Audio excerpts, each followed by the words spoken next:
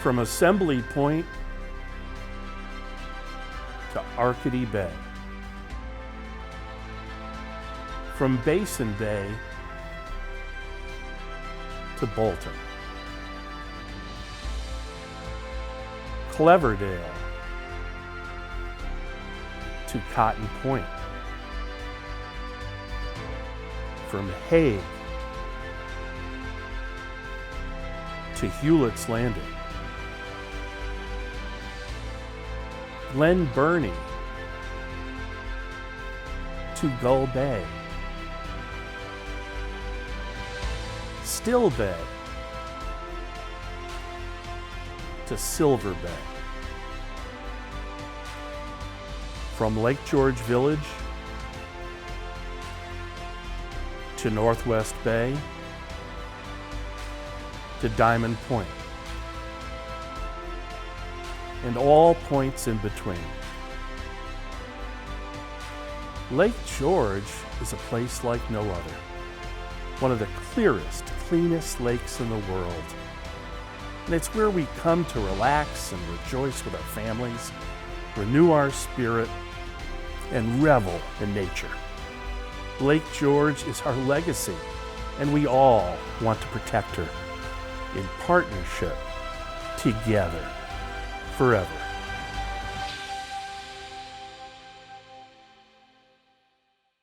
Welcome, my friends, to the Fund for Lake George 2020 annual meeting.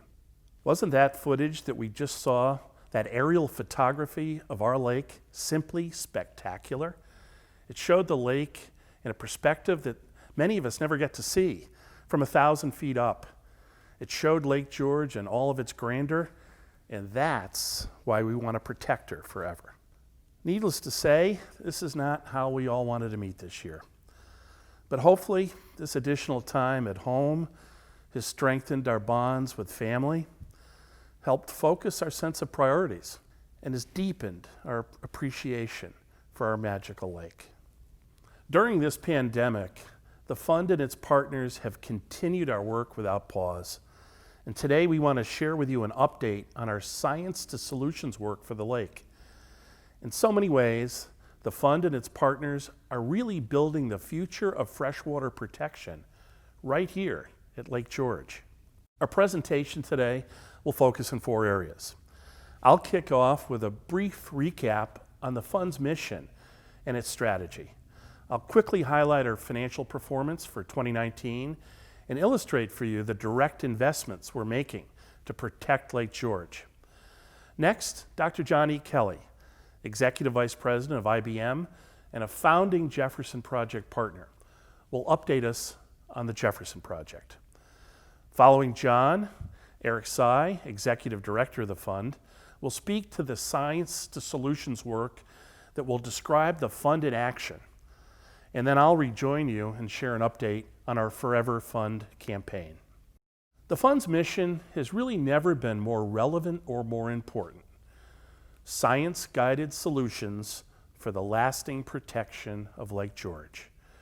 And we execute this mission by embracing these 4 operating principles: best-in-class professional science, direct programmatic investment, the use of expert partners, and constant strategic advocacy. And our programmatic focus is defined by what we like to call a science to solutions strategy, where we use professional science partners, the Waterkeeper, and the Jefferson Project to inform our work on these 3 fundamental stressors to Lake George and, in fact, any freshwater body. Invasive species, keep them out. Salt reduction, reduce the use. And the big one, water quality, where we focus on municipal wastewater treatment plants, which Eric will take you through septics, over 6,000 septics in the basin, on stormwater, on nutrient loading that creates algae, and we hope and pray will never create a harmful algal bloom here on Lake George. And Dr. Kelly will show you our strategy to prevent one from ever happening on this lake. Let me now share with you the Fund's financial performance for the year just past. We really had a great year, building on the trajectory of the past several years, all of which was made possible by donor support. So thank you. Thank you so much to our donor family. As you'll see in this chart, the fund had a total operating income of just under $3 million in 2019, which represented 40% year-over-year growth. That was all driven by our private contribution line, where 59% growth was realized, and we exceeded $2 million in private contributions for the first time in our history. Foundation contributions of $629,000 grew slightly and have remained constant. Our endowment is now at $6 million, and as I've shared with you in the past, our goal is to bring it to the $10 million level so that every donor dollar can be directly invested in the lake. This slide graphically illustrates the velocity of the fund's 2019 growth. 40% and 59% growth respectively in terms of operating income and private contributions. This is important because financial strength drives our ability to have genuine programmatic scale, and it is this that enables us to maximize the protection of the lake we love so much. So I want to say a huge thank you to our donor family of over 600 investors and donors, and a special thank you to our LG30 leadership group, which now numbers 39 individuals, families, and family foundations that make truly major gifts to the fund's work.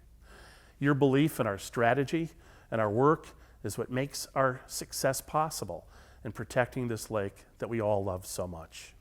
And here's how we deployed your generosity in the past year. Just under $1.4 million of direct programmatic investments. Just under $500,000, $473,000 in guiding science, the work of the Waterkeeper, the Jefferson Project, and all of our science partners. Our biggest direct programmatic investment was over $500,000, $424,000 in water quality management work, followed by $268,000 in salt reduction and $133,000 in invasive species protection. In so many ways, it's the fund's business model that facilitates and empowers our ability to protect the lake. It's a model built on the principles of partnership, innovation, and direct investment. We believe this approach truly enables what I like to refer to as high-impact philanthropy, where every donor dollar can make a direct and huge impact with measurable return on investment and visible results for our lake. We always strive to be stewards of your generosity, extremely efficient fundraisers, where last year it cost us but 4 cents to raise $1, which maximizes the amount of money we can send directly to programs for the lake. We also have a 7 times multiplier effect, which means that every dollar raised by the fund is complemented with 7 additional dollars from our program partners, which allows us to do the kind of work that John will take us through and you'll see from Eric following my remarks. So I hope I've given you a good context for what will now follow. The substance of today's program will be Dr. Kelly and Eric Sy. So it's now my pleasure to introduce Dr. John E. Kelly, Executive Vice President of IBM, where he is IBM's top technology executive. John is also a co-founder of the Jefferson Project, a fund trustee, a great partner, and a great friend. It's my pleasure to introduce John Kelly. Thank you, Jeff, for that introduction, and thank you for all you do for the fund and for Lake George. It's really my pleasure to be here today to update you on the Jefferson Project. Now, why is this so important? Well, let's start with the fact that only 3% of the world's water is fresh water, and only a small fraction of that is available to us on the surface in ways that we can drink it and enjoy it. But secondly, Lake George has a tremendous economic value to the region. It's estimated that it produces over $1 billion per year of economic value to New York State and the Adirondack region. But beyond the economic value, for all of us, Lake George is a special place. It's where we've generated so many of our important memories, and we hope that our children, our grandchildren, and generations to come will generate new memories here on Lake George. So protecting Lake George is very important to all of us. With that as background, we formed the Jefferson Project. Science to solutions, we decided to make Lake George the smartest lake in the world. And to do that, we pulled together three incredible institutions that I have referred to as the Dream Team. Rensselaer Polytechnic Institute, one of the largest and the oldest and most important technological universities in the country. The IBM Corporation, one of the leaders in technology globally, with an emphasis on environmental protection. And the Fund for Lake George, with all of its efforts to preserve the lake over the years. An incredible team pulled together. With that team then, how do we do this? We have taken a three-pronged approach. First, monitor the lake with sensor networks. Secondly, run experiments to find out what drives the changes in the lake. And thirdly, use very powerful computers to model the behavior of the lake and future outcomes. Individually, what we've pulled together on Lake George, each one of these in and of itself is world-class. But taken together as a three-pronged approach, we are doing things here on Lake George that are not being done anyplace else in the world. So, where are we? Well, first of all, from a sensor network, we have built the world's largest sensor network on any water body. With over 500 sensors, we have collected over 700 million observations of the behavior of Lake George and the status of Lake George. From our vertical profilers to our weather stations to stream monitors, we are collecting information every second of every day about this lake. And as you can see, we've distributed those sensors all throughout the Lake George region. Now, where does that data go? That data is fed into one of the world's largest supercomputers resident at RPI. IBM, with New York State, installed this computer, which is the largest supercomputer at any private college or university in the world, at RPI. It's capable of massive, massive calculations to take all of this data, analyze it, and provide insights as to what's going on in the lake, and in fact, start to model the future of Lake George. An incredible, again, world-class network of sensors and observation stations. Now, where are we then going now that we've built this incredible network and we have so much data? Well, I would characterize what we've done so far as measuring what's going on in the lake and reacting to it. And we've been tremendously successful at this. We've measured and looked at the food web. We've studied things like algae in the lake, with many of you helping us at your own docks with little tiles to measure the algae in the lake, to new platforms to do experiments in and around the lake, such as the mesocosm up at the Darren Freshwater Institute. And this has really served us well. We've been able to characterize the lake and react to things that we find in the lake. But I don't think that's enough. We have to move forward and look farther out in time, and we have to move to predicting and preventing future problems, in fact, long before they occur. Now, we've already started this work. We're modeling the nutrient loads in the lake that are coming from septic systems and fertilizers and town sewage systems, and the behavior of that and how it will affect the lake for years to come. A major accomplishment in the area of salt. You recall that we have measured elevated levels of salt in the lake.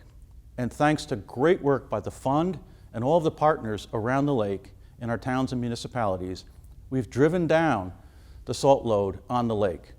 And in fact, our computer models predict that in the next 4 years, we will reduce the salt in Lake George to levels 2 decades ago. Thank you all so much for all the hard work to drive down the salt load on the lake. Now, again, these are all great things. These are all things that we see in the lake today, and we think we're doing the right things to prevent future problems. But there are things that are not occurring in Lake George that could be enormous problems for us in the future. let's talk about HABs, or harmful algal blooms. In New York State, and in fact, as I'll show in a minute, around the country, HABs have really exploded. In fact, there was a wake-up call for all of us in 2017 when Skaneateles Lake in the Finger Lakes region of New York State, which had never seen a HABs, had an explosion of a HAB in 2017. We jumped into action to see if our technology could help understand what was going on. And in 2018, we were resident on the lake collecting data. As a result of that, we were able to actually measure and build models that show exactly what's happening. Now, up to this point, people had just assumed that rain was washing fertilizer into the lake, and on a calm, warm day, HABs would occur. Not the case. Our measurements and our computer models show, as shown here in this animation, that if you look at a cross-section of the lake, actually weather, high winds had coupled with the lake to form these sage waves, sort of think of your bathtub oscillating. And that oscillation at certain points in the lake was stirring up nutrients that were embedded in the bottom of the lake. And as they rose into the water column, they became HABs, a phenomenon which no one had ever seen before. So we demonstrated to ourselves and the folks at Skaneateles Lake that indeed our technology could provide insights into what was causing HABs. But that wasn't the end of the story. We stepped back then and we looked at the problem and we said, okay, how pervasive is this problem? And as this map shows, nearly every state in the US has had HABs, and some worse than others. In fact, as the graph on the bottom shows, there's been a tremendous increase in HABs in New York State, both in the number of lakes and the number of occurrences of HABs. Now, stepping back, as I mentioned earlier, Lake George has not had a HAB, thank God. So since we have not had a HABs on Lake George, and we did learn from Skaneateles Lake, how are we really going to understand what's going on, and how are we going to look into the future and determine, is Lake George at risk? Well, we're going to take a portion of the Jefferson Project, a couple of our sensor platforms, and a portion of our team, and go out later this summer to Chautauqua Lake. Now, Chautauqua Lake is out in the western region of New York State, close to Lake Erie, and it has had an unbelievable number of HABs over the past several years. So we believe that by taking, again, a portion of our project to Chautauqua Lake, we will learn about the fundamental mechanisms and what will cause this, and we'll bring that knowledge and those people and sensors back to Lake George to help prevent future problems here on the lake. Now, I hope you all have stayed healthy during the COVID crisis. We have been hard at work, and one of the things that we've done during this crisis is keep working on making the data from our sensor network here on Lake George available to all of you. And we're very proud of our data dashboard, whereby you can all go on the web and your mobile devices and actually look at sensor data as it comes from the sensors. You can also get weather forecasts that are more accurate than any place else on the face of the earth, and get a sense for what's going on in Lake George. So again, this is an effort to outreach to all of you so that you can see what we're doing and to help us understand what's going on. The team is very, very enthused about this effort. So let me now wrap up. I believe we have accomplished our first goal, which is to make Lake George the smartest lake in the world. No one has that sensor network that I showed you. No one else has those supercomputers working on the environment. And no one else has pulled together the expertise from the fund, RPI, and IBM at the scale we have. We've measured all the phenomena in the lake. We've taken preventive actions against those current problems. And as I said, we're now pivoting. We're pivoting to the future. We want to go into a mode where we prevent future problems for generations to come. We want to have the Jefferson Project be a long-lasting, both monitoring platform, but predictive capability that we can use to save the lake for generations to come. Thank you very much for joining us today, and let's go enjoy Lake George. Thank you, John, for that terrific presentation on the Jefferson Project. As John pointed out throughout his program, And I want to emphasize again, there is nothing like the Jefferson Project anywhere on this planet. It is the world's most sophisticated freshwater monitoring system. So thank you, John. It's now my pleasure to introduce Eric Tsai, Executive Director of the Fund for Lake George. Eric will build on John's presentation and show how guiding science truly enables a science to solution strategy. And Eric will illustrate the fund in action. Eric? So the Jefferson Project really is the foundation as well as the springboard for future protection of Lake George. And what can the world's smartest lake do? Well, it informs, it inspires, and most important, it gives everyone a stake in the fate of Lake George, a role to play. Our Science to Solutions model fuses partnership, innovation, and most important, direct investment. The model's been called the recipe for the secret sauce. Why? Because it works. Let's see how. This is just a sampling of our many, many partners who are participating in protection. Propelled by science, it is people who are driving protection of our Great Lake. On 4 essential priorities. Number 1, stopping any new invasive species from getting in the lake. We have the strongest prevention program east of the Mississippi. It's mandatory, requiring every trailered boat to be inspected. It's co-founded and continues to be co-funded by the Fund for Lake George.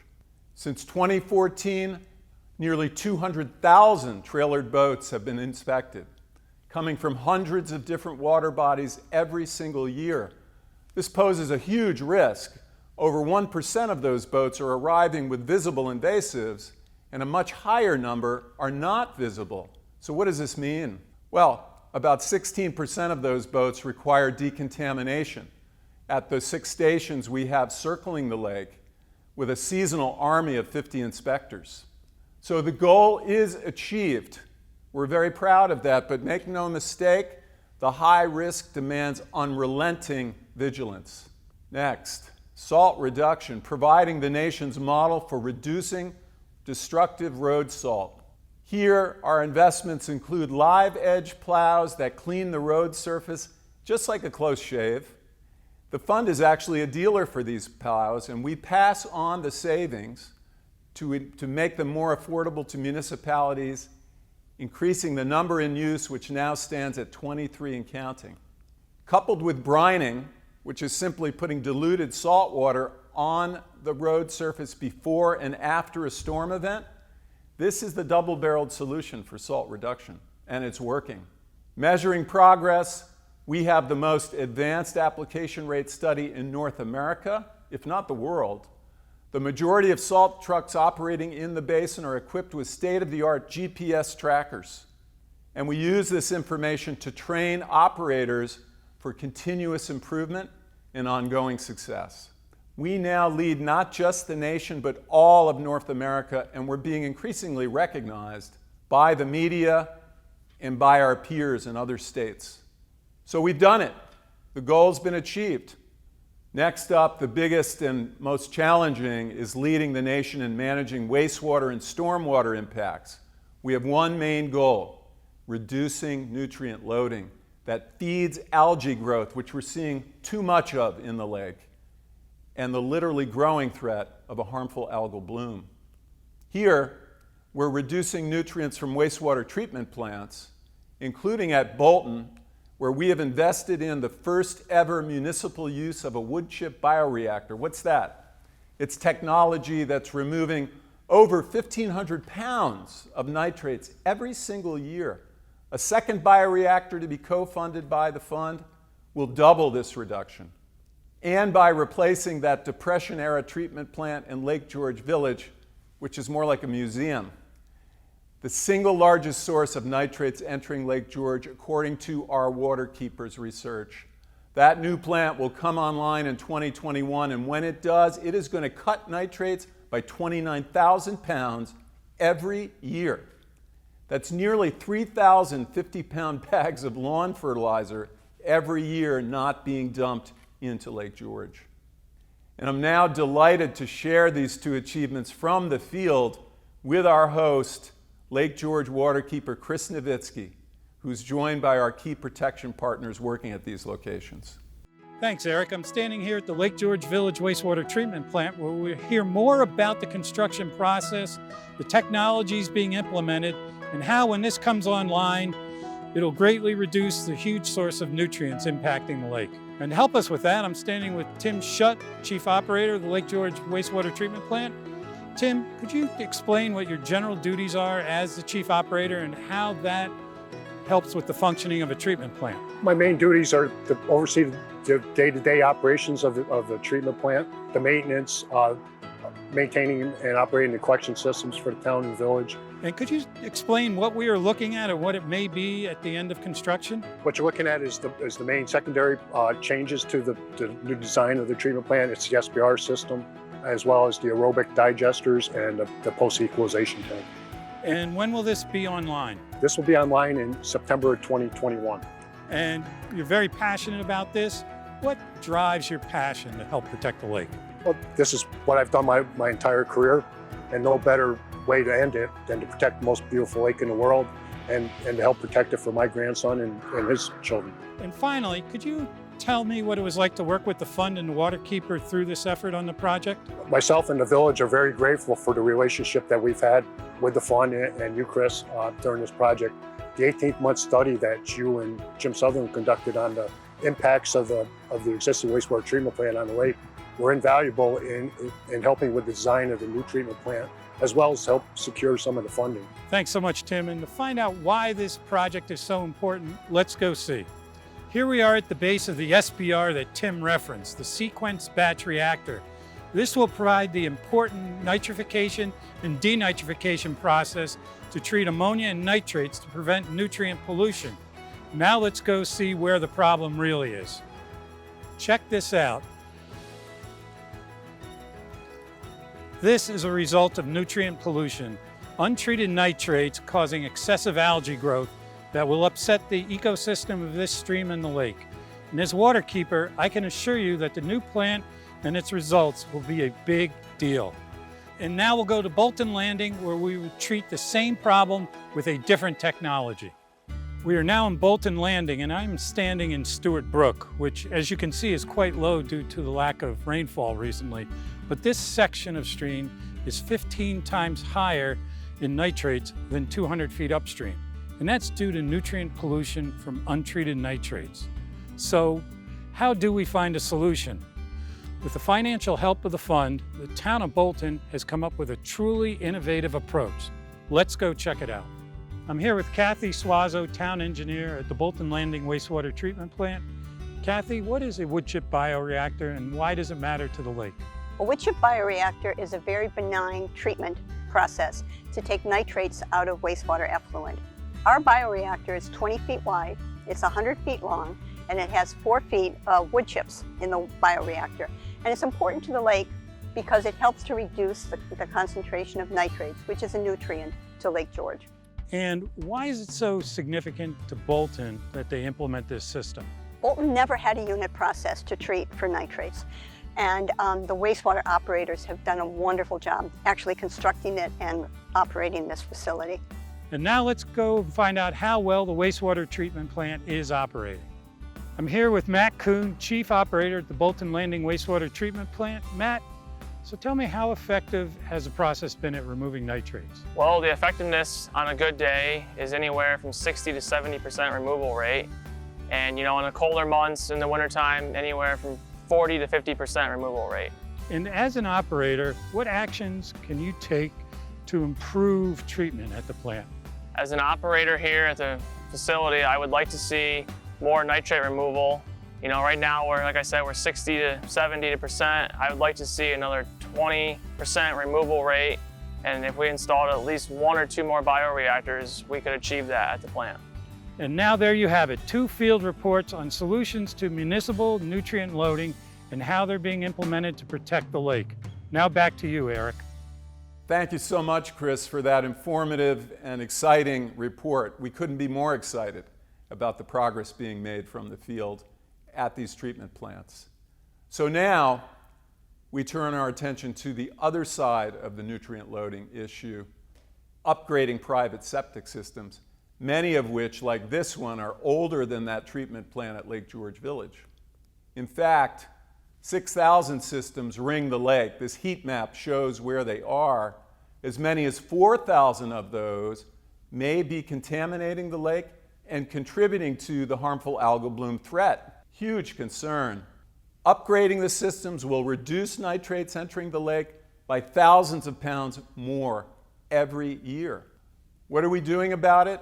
We're equipping septic system owners as needed to upgrade every single outdated system. SafeSepticSystems.org is the go-to destination that shows what the problem is, how to ensure your system is safe, and what to do if it isn't. And most important, if not, how to pay for it. Through a breakthrough partnership with Adirondack Trust and Glens Falls National Bank, with the fund providing millions of dollars in low and even no interest financing, this removes the biggest barrier to getting the job done and protecting our Great Lake. And to reduce nutrients from stormwater runoff, we have invented and are leading the way with the Low Impact Development, or LID, certification system. This is creating the nation's first LID certified communities at Lake George, and we expect many other lakes suffering from the same problem. So here too, the goal has been achieved and our progress only accelerates, which is great for us and super great for the lake. And last, but certainly not least, we are serving as a global model to inform sustained protection of fresh waters. While science lights the way to solving problems, it also monitors and measures our progress. Why is this important? Because enduring protection takes enduring commitment. Documenting our progress is critical. It reinforces that commitment across constituencies and generations. So, to ensure we keep Lake George clear and clean the way we all want it and have loved it for generations, these words ring truer by the day. It's a favorite quote of mine that I love sharing with you. There are no problems we cannot solve together, and very few that we can solve ourselves. With our very deepest thanks for your role in our shared success. And now, to close out this special event, let's take it back to Jeff. Thank you, Eric, for that great presentation on the Fund in Action, Science to Solutions. Today, we've hopefully inspired you with our leadership model to protect Lake George, a model that's science-based and science-guided. Deep programmatic substance, significant direct investment, and advocacy leadership. At our last two annual meetings, we shared with you our Forever Fund campaign, our unprecedented campaign to raise $10 million over 3 years for the lasting protection of Lake George. Due to your support, we're almost there. $7 million has been already gifted or pledged. So with $3 million to go, I hope we can accomplish this, if not by the end of this year, early in 2021. The Forever Fund will empower and accelerate all of the work we've shared with you today. This is important because, in so many words, our lake is our legacy, collectively and personally.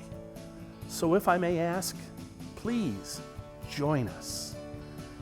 In the months ahead, our work will continue without pause. So let's join hands to keep Lake George clean and clear forever.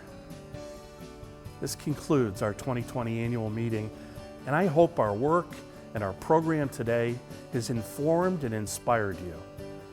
My friends, thank you for the pleasure of your company.